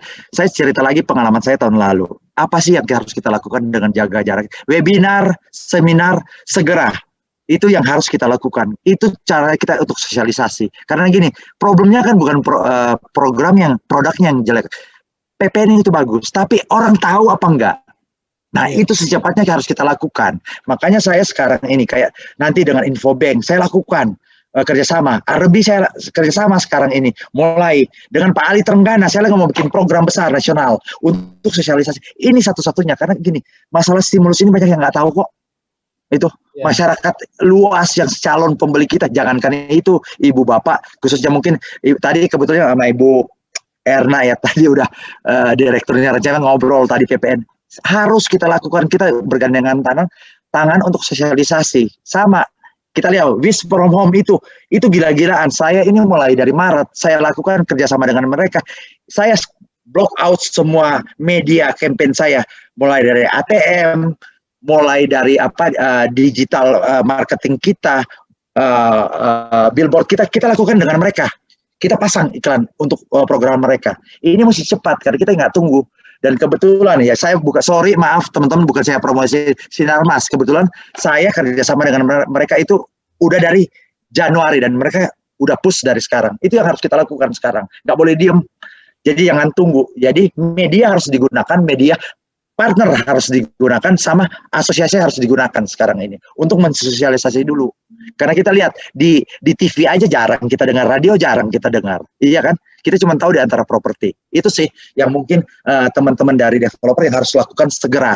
Gandeng kerjasama dengan bank-bank, community untuk segera melakukan webinar lagi, mau nggak mau. Apalagi sih yang harus kita lakukan. Itu sih yang saran saya sekarang ini. Iya. Oke. Gimana Bu Mei? Cukup atau gimana ininya? Ini ada pertanyaan masuk Pak Hence. Apa yang bisa menguntungkan kepada calon pembeli rumah atau properti harus menggunakan KPR CMB, sedangkan calon pembeli sudah bisa dan mampu membeli dengan cash? Jadi benefitnya mungkin kalau menggunakan KPR CMB. Ini menarik. Siapa nih yang nanya nih? Ini kayaknya dari YouTube Pak. Dari YouTube. Oke. Gini, terus terang. Satu, kalau untuk orang tertentu, kenapa sih dia butuh KPR? Kalau punya duit cash, satu pajak kan? Betul nggak teman-teman? Iya, betul. Ya, kadang-kadang orang punya duit itu sanggup beli untuk cash. Tapi kadang-kadang kenapa dia ambil kredit? Ya untuk alasan pajak. Dan kebetulan, kenapa dia pingin ke kita? Saya ada programnya ekstra manfaat. Oke, contohnya gini, ekstra manfaat ini satu. Kalau dia mau ngambil kredit, contohnya belilah di Rancamaya, ya mungkin salah satu yang dengar ini Rancamaya, 1 miliar. Dia punya dana di kita, 1,2 M, itu udah langsung di-matchingin, tanpa dipotong pajak loh. Ininya dana di kita itu 0% kok. Udah bayangin aja, bukan cuma DP loh Pak, 0%, bunga 0%, terus dia dapat Rancamaya, pemotongan PPN, ya udah pasti untung. Makanya datanglah ke kita ada namanya program ekstra manfaat. Itu yang iklanan ya. Oke. Ya, syarat dan ketentuan berlaku ya Pak? Ya. Kalau ini nggak berlaku, jelas tetap ya faktor keuangan ini harus terpenuhi dulu ya, baru pakai ini. Nggak ada embel-embel, ini jelas. 1 miliar taruh 1,2 dapat bunga 0% tanpa dipotong pajak. Kalau kita dapat bunga simpanan potong pajak loh. Bunga simpanannya ini langsung di matching. Nah ini bagus pada waktu apa? Bunga lagi naik. Kalau bunga naik, misalnya ke 10% bunga kreditnya, nah udah taruh aja 120% tadi saya bilang ya, dihitung sama. Bunganya 10% juga bunga simpanan, betul nggak? Betul Pak. Iya, itu kira-kira. Mungkin ya Pak Hence, mungkin ini kalau misalnya kondisinya seperti di klien kami kan banyak mereka mencari rumah misalnya seperti di Pondok Indah dengan harga yang cukup fantastis gitu. Nah, bagaimana mungkin buat teman-teman tips buat teman-teman agent nih kalau misalnya mau menawarkan dengan menggunakan kredit, apakah misalnya Bapak Ibu mungkin bisa dengan cash tapi mungkin karena kita juga bisa dengan kredit, mungkin sebagian uang cashnya disimpan, sebagian cashnya untuk DP. Apakah ada cara-cara yang mungkin artinya bisa menarik pembeli untuk bisa juga menggunakan kredit dari bank? Oke, gini Bu, intinya kalau orangnya, saya banyak klien ini Pondok Indah juga ya, dan rata-rata gede-gede loh Bu. Ya contohnya adalah satu direktur yang kemarin, dia itu orang pintar. Jadi gini, kita nggak usah ini. Kalau memang dia butuh untuk muter duitnya lagi, kita nggak. Karena gini, saya nggak usah bilang, gimana caranya kalau cash dia harus ke bank. Itu kalau dia udah mau cash, nggak bisa dia rayu. Simple, saya nggak sok jago lah. Rayu sampai dia lari ke bank, itu bohong. Itu bohong. Saya kerja 25 tahun. Kalau orang itu udah punya duit, mau cash is cash. Tapi ada 2 kategori. Kalau orang kaya itu yang saya bilang tadi, kalau dia masih mikir-mikir untuk perhitungan pajak, nah itu yang bisa tawarkan. Satu produk yang kita suka tawarkan itu ya ekstra manfaat tadi. Kedua ada apa? Tergantung. Saya punya smart rate namanya. Nah orang-orang yang investor ini kalau cuma untuk pajak dia pinjaman 1-2 tahun. Nah, saya tawarin namanya produk Smarter. Smarter ini SBI plus 3 misalnya. Dan dia kalau lunasin kapan ini bisa tanpa dikenakan penalti. Ya, itu yang harus kita tawarkan. Kalau ibu tanya, oh gimana caranya orang mau cash supaya jadi tertarik KPR? Nggak ada. Kalau dia udah mau cash, Bu, kalau dia punya duit, dia udah kekes, nggak bisa dirayu. Saya nggak usah bohong dah. Saya juga mau ngalur ngidul gimana, nggak ada caranya itu. Betul nggak? Kalau orang masih ragu-ragu dan berpikiran pajak, nah itu yang kita mesti tanya. Tapi rata-rata ya konsumen di sana udah tahu kok, Bu. Nah, itu banyak sekali, 50M, 60M mereka ngambil. Ya kalau alasan pajak, ambil apa? Short term, 1-2 tahun. Iya. Kalau dia mau cash, udah jangan dirayu, udah dia akan cash, udah nggak ada ilmu saya untuk ngerayu. Kalau dia udah mau cash, pindah ke saya ya. Iya. Oke. Nah ini kan mungkin yang ilmu yang bisa diserap oleh teman-teman agent supaya ada alternatif kalau misalnya kliennya tertarik dengan satu rumah, tapi misalnya uangnya nggak cukup atau dan lain-lain, kan bisa ditawarkan alternatif dengan menggunakan KPR misalnya, seperti itu. Ya. Baik Pak Erlan, kayaknya ada ucapan terima kasih untuk Pak Hence, terima kasih buat pengalaman suksesnya. Bulan lalu saya membantu klien saya KPR rumah di BSD. Saya sangat appreciate sekali dengan marketing Bank Niaga, kerjanya hebat dan cepat sampai klien saya memiliki marketing Pak Hence. Good, keren. Makasih juga masukannya ya. Iya, tadi kita tahu lah bahwa dari masukan-masukan Pak Hence kita tahu bahwa CMB Niaga ini mementingkan untuk berbagai inovasi-inovasi lah, pelayanan yang bagus di ini. Kita terima kasih banyak Pak, terutama untuk kesediaan Bapak untuk menjadi pembicara pada hari ini, dan mudah-mudahan apa yang kita bicarakan hari ini bermanfaat baik bagi semua yang mendengar dan menyaksikan di live YouTube gitu. Oke Bu, mudah-mudahan kita bisa bertemu dalam kesempatan dan tema yang menarik lainnya dengan sumber yang qualified lagi. Terima kasih. Baik, sebenarnya kita masih punya waktu, tapi kelihatannya yang bertanya mungkin udah terlalu terpesona dengan Pak Hence gitu ya. Terlalu semangat ya Bu ya. Marketing soalnya. Mereka mungkin sudah mendapatkan informasi yang didapatkan, tapi ini sepertinya ada yang ingin bertanya, saya tambahkan sedikit ya Pak Hence ya. Silakan ya. Oke, sebentar. Sore Pak, ada beberapa klien saya, ini dari Pak Hendro B. Ada beberapa klien saya justru tidak mempermasalahkan bunga KPR bank jika ingin membeli properti. Karena mungkin bunga tiap bank hanya beda-beda sedikit. Justru mereka lebih concern ke nilai apresialnya, karena semakin besar nilai apresial akan semakin kecil yang dikeluarkan. Kira-kira ada masukan atau tips Pak mengenai ini? Gini, saya setuju sekali. Terus terang saya juga ngakuin salah satu yang saya perlu improve ya di CMB. Terus terang kalau saya primary market itu udah cukup bagus ya. Mungkin teman-teman, bukan saya sombong lah. Kalau untuk yang primary market gampang sekali cara menilai. Kenapa? Dari price list tinggal saya tentuin mau dikasih 90%, 70% atau 80% LTV-nya. Nah memang semua bank, saya ini terus terang. Kenapa saya pingin sekali bicara di broker? Karena sejak pertengahan tahun lalu, saya itu lagi push untuk masuk ke broker. Karena saya udah benahin untuk primary market hampir 3 tahun dan cukup smooth. Nah, memang saya setuju sekali ya. Saya nggak ada tips untuk masalah appraisal itu. Karena gini, semua bank, saya pindah, biasa. Saya ceritalah pengalaman saya. Saya dari OCBC, UOB, NESP, pernah di Bank Bali, Permata, pindah. Nah, sama problemnya adalah gini. Kalau saya waktu masih di OCBC, dibilang, oh iya, appraisalnya paling bagus di Bank CMB Niaga. Saya masuk sini, saya masuk di sini, orang bilang, oh NISP yang jauh lebih, OCBC lebih bagus. Gini, saya nggak punya tips. Ini masalah pengalaman Pak.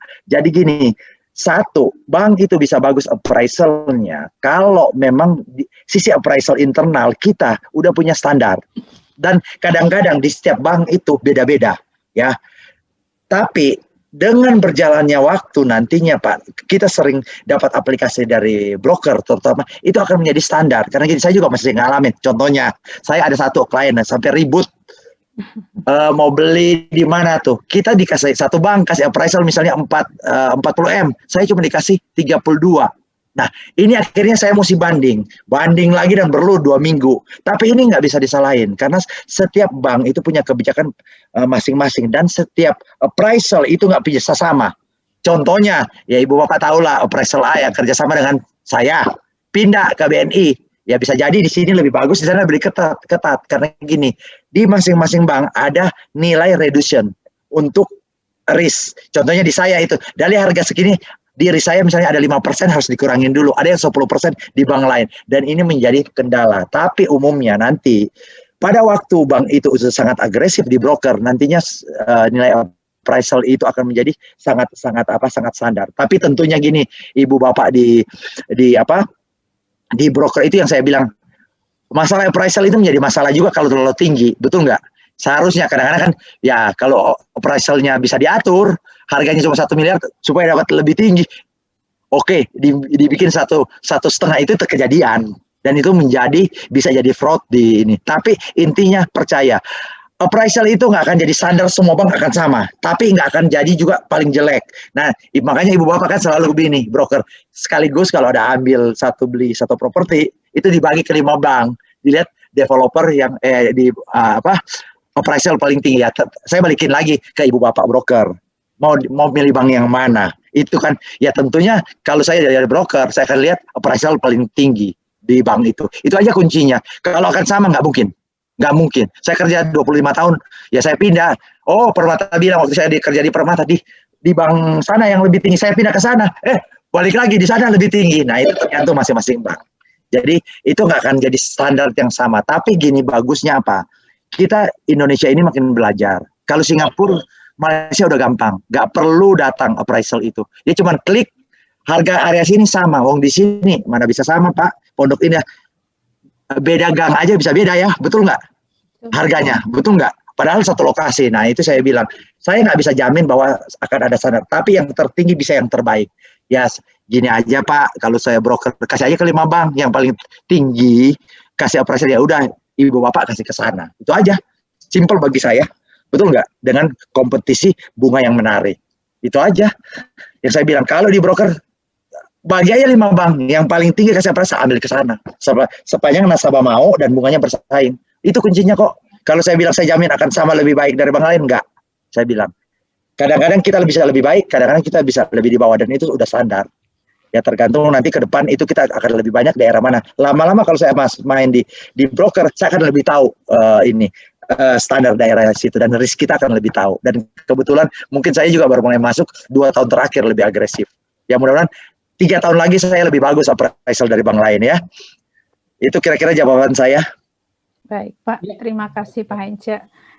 Pak Erlan, mungkin disampaikan summary-nya sebelum saya sampaikan penutup. Iya, terima kasih. Apa yang disampaikan Pak Hence hari ini sangat menarik, bahwa insentif yang diberikan ada yang sekarang itu cukup bisa memacu industri pertumbuhan pasar properti di Indonesia, dan itu PPN yang 0% itu sangat baru pertama di Indonesia ya Pak ya, di ini. Terus bunga sangat rendah. Jadi memang saatnya kalau terutama bagi konsumen maupun investor itu sangat tepat untuk kita beli properti saat ini. Dan kunci daripada keberhasilan baik itu developer maupun broker itu adalah bukan mencari peluang, tapi menciptakan peluang dan bekerja sama, berkolaborasi bersama untuk maju bersama. Nah, itu yang menghadapi tips dari pandemi ini, apalagi ditambah dengan stimulus pemerintah. Harusnya tahun 2021 ini akan menjadi momentum kebangkitan industri properti saat ini. Itu kesimpulan yang bisa saya sampaikan.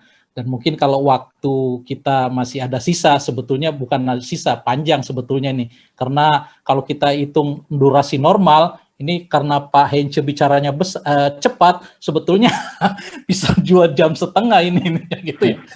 Terima kasih banyak Pak, itu saja yang ingin saya sampaikan. Terima kasih banyak, semoga Bapak sekeluarga sehat selalu dan sahabat-sahabat semua bisa tetap jaga protokol kesehatan. Terima kasih. Baik. Oke, makasih. Terima kasih Pak Erlan Kalo. Baik, terima kasih kepada peserta atas kehadirannya di webinar sore ini. Saya mewakili Regina Realty mengucapkan terima kasih yang sebesar-besarnya kepada Bapak Hence Mogi sebagai Mortgage dan Indirect Auto Business Head CIMB Niaga sebagai narasumber hari ini. Kemudian juga Pak Erlan Kalo untuk moderator sore ini. Dengan effortnya luar biasa, ternyata waktu juga yang harus memisahkan kita. Semoga kita bisa bertemu kembali di webinar berikutnya, mungkin juga bertemu kembali dengan Pak Hence dan Pak Erlan Kalo di sesi-sesi berikutnya. Terima kasih kepada Bapak Ibu peserta yang telah hadir di acara webinar sore ini. Semoga program hari ini bisa mendatangkan manfaat untuk kita semua. Amin. Tetap jaga protokol, sehat selalu. Sampai ketemu di sesi webinar berikutnya. Selamat sore. Oke, sore. Terima kasih semuanya.